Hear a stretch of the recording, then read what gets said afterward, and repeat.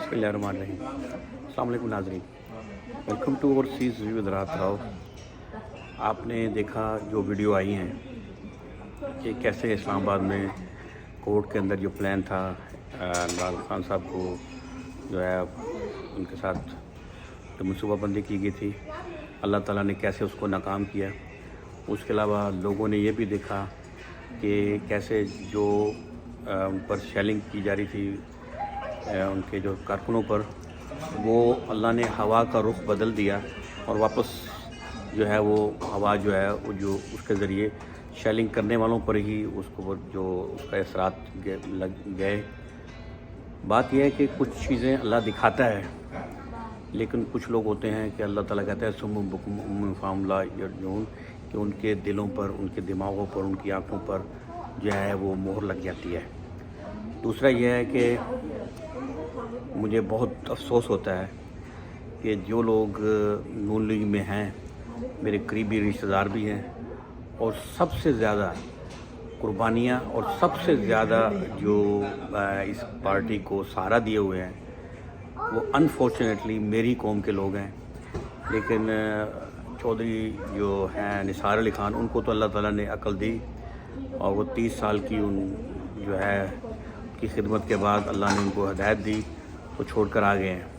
क्योंकि जब कोई अपोजिशन लीडर बनना हो और वज़ीर दाखिला का ओहदा हो, वो तो उनको दिया जाता है। उनको पता है ये कौम ऐसी है कि ये खड़ी हो जाएगी। और जब जो आप देखें वज़ीर आज़म का ओहदा हो, वज़ीर आला का ओहदा हो, वो जनाब ये ख़ुद रखते हैं। और जो जहाँ पैसे बनने वज़ीर ख़जाना, तो वो इनके समधी हैं अपना नवाज शरीफ साहब के।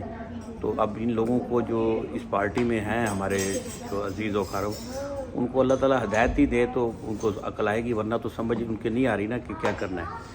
कि आप देखें कि अभी एक बंदे को मुझे अब लोग कहते हैं कि आप बाहर बैठ के इलेक्शन कैसे लड़ेंगे। मैं पाकिस्तानी हूँ, पाकिस्तान में बोर्न हूँ, पाकिस्तान आऊँगा इंशाल्लाह ताला और पाकिस्तान से इलेक्शन लड़ूँगा।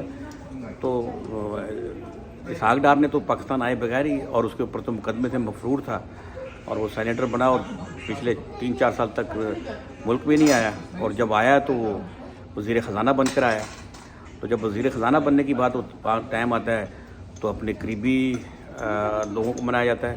आप देखेंगे कि पाकिस्तान में इनकी जो अगर पर कैपिटा देखी जाए तो इस कौम की इतनी आबादी नहीं है जितने इनके पास होते हैं। वज़ीर आज़म इनका और वज़ीर ख़जाना दो ही तो बड़े अहमद होते हैं, और वज़ीर दफ़ा वो भी इन्होंने सब अपना एक जो कबीला है, अपना एक सर्कल है इनर, उसको इन्होंने वो किया हुआ है। और दूसरे लोग जो है वो उनको बेवकूफ़ बनाया जाता है, और न बेवकूफ़ के साथ साथ कभी कभी किसी को स्पीकर बना दिया। तो एक दफ़ा परवेज़ लाई ने कहा था कि मैं स्पीकर बन कर तंग आ गया हूँ। तो बहुत अरसा परवेज़ लाई साहब भी स्पीकर रहे हैं इनकी जो है नून लीग की तरफ से।